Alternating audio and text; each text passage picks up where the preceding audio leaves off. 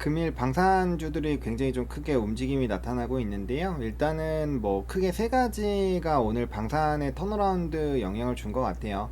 첫 번째로는 이제 대통령이 미래 먹거리로 되겠다 해서 이제 정부 정책으로 들어온 게 첫 번째로 중요하지 않을까라고 보고 있고요. 두 번째로는 방위비죠.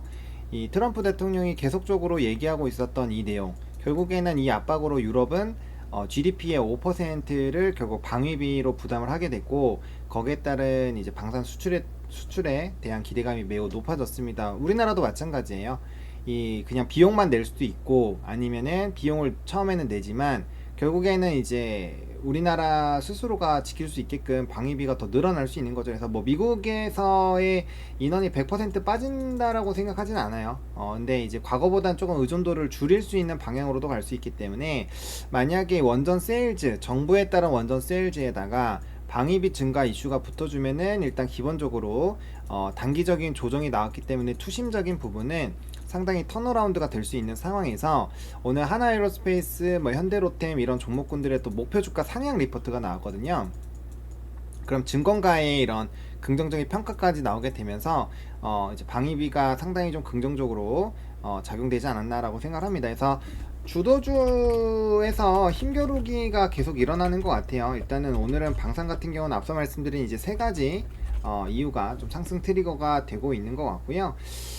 오늘 반도체가 조금 쉬어가는데, 반도체가 올라갈 때는 대부분의 조선, 방산, 변압기, 원전 뭐 이런 쪽이 좀 쉬었어요. 웬만하면 좀 쉬었는데, 반도체에서 특히나 이제 삼성전자가 65,000원까지 올라갔다가 지금 6만원대 초반까지 빠졌으니까 그 수급이 다시 좀 돌아가는 듯한 움직임이 있습니다. 그래서 방산주들 같은 경우는 좀 이제 반도체랑 핑퐁하는 흐름들이 나타날 수 있어서 이 부분을 조금 잘 생각을 하셔가지고 매매를 좀 진행할 필요가 있을 것 같고요.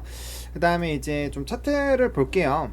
이 방위산업군들에서의 차트를 보면 전반적으로 이제 뭐 한화 에어로스페이스부터 볼게요. 한화 에어로스페이스인데 이 바닥권에서 다시 한번 좀 올라가고 있는 상황입니다. 전반적으로 나머지 종목군들도 이평선의 위치가 차이가 있을 뿐 전반적으로 이렇게 단기 눌림이 나왔다라는 거예요. 근데 중요한 거는 이전 직전 고점 라인이 돌파가 안 깨지지 않는 상태에서 지지 반등이 나왔기 때문에, 그렇게 된다면 다시 이전 고점 라인 돌파했었던 그런 이제 횡보 라인들을 뚫어주는 부분만 나오더라도 다시 한번 박스권 상단까지 노려볼 수 있겠죠. 그래서 지금 에어로스페이스 기준으로 말씀을 드리면 82만 9천원이 또 중요한 라인이고요. 그 다음에는 이제 89만원이 중요하겠죠. 그래서 이런 라인들 설정을 하시고, 그 다음에 돌파를 해서 가면은 직전 고점까지 한번 트라이를 할 확률이 높아요.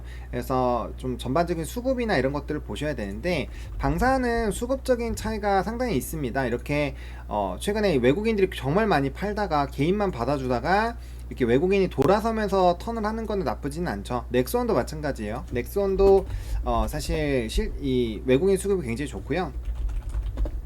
로템도 보시면 이게 팔아서 많이 빠지고 있다가 이제야 막 그 저점에서부터 외국인이 들어오면서 이제 말아 올리고 있잖아요. 그래서 전반적으로 수급을 보시면 이렇게 외국인 기관의 수급 이탈이 많고, 특히나 이제 연기금에서 수급 이탈이 강하게 나온 종목군들이 주가의 추이가 별로 좋지는 못해요. 그래서 이런 수급적인 부분에서 조금은 따져볼 필요가 있을 것 같고요.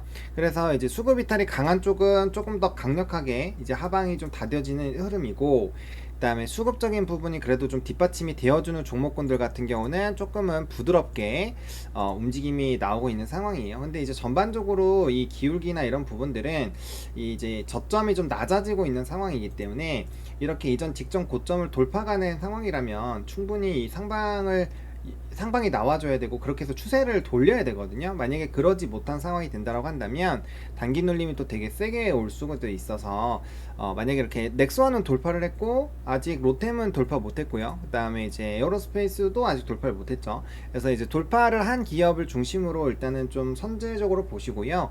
그 다음에 거기에서 돌파가 된 이후에 직전 고점 트라이를 하면 아마 나머지 종목군들도 따라서 움직일 확률이 되게 높아 보여요. 그래서 그런 움직임이 나오는지 봐야 될 것 같고, 그렇게 해서 전반적으로 뚫어주면은 다시 한번 방산으로 먼저 스타트가 끊어지면은 또 조선이라든지 변압기 같은 경우도 순환매가 돌면서, 그럼 우리도 가야지, 산업으로 문제 없는데, 이렇게 트라이가 생길 수가 있어요. 그리고 얘네들의 특징이 뭐냐? 관세에 대한 영향을 받지 않는다라는 거예요. 이제 방산이랑 조선은 뭐 이제 정부 주도하니까 관세 의미 없고, 변압기는 이제 고객사가 정가하는 거를 받아주겠다고 오케이를 때렸기 때문에 여기도 문제가 없죠. 그래서 이제 만약에 관세 부분이 많이 부각이 된다라고 하더라도 이런 방위산업 쪽은 상당히 좀 플러스 알파 요인이 될 수 있기 때문에 앞서 말씀드렸던 그런 기준점만 잘 돌파되는지 보면 좋을 것 같고, 이미 돌파를 했다면 그 돌파 라인이 잘 지지되는지만 잘 체크를 해보시면 좋을 것 같고, 오늘 마무리가 됐을 때 수급적인 부분을 잘 체크하는 게 매우 중요할 것 같아요. 그래서 그 수급적인 부분을 잘 체크하는 것이 매우 중요하겠다라고 정리를 드리겠습니다. 이렇게 해서 좀 장중에 브리핑을 드리는 거라서 너무 길지 않게 좀 짧게 한번 끊어서 말씀을 드려 볼게요. 여기서 마무리 짓겠습니다. 좋아요랑 구독 많이 눌러주세요.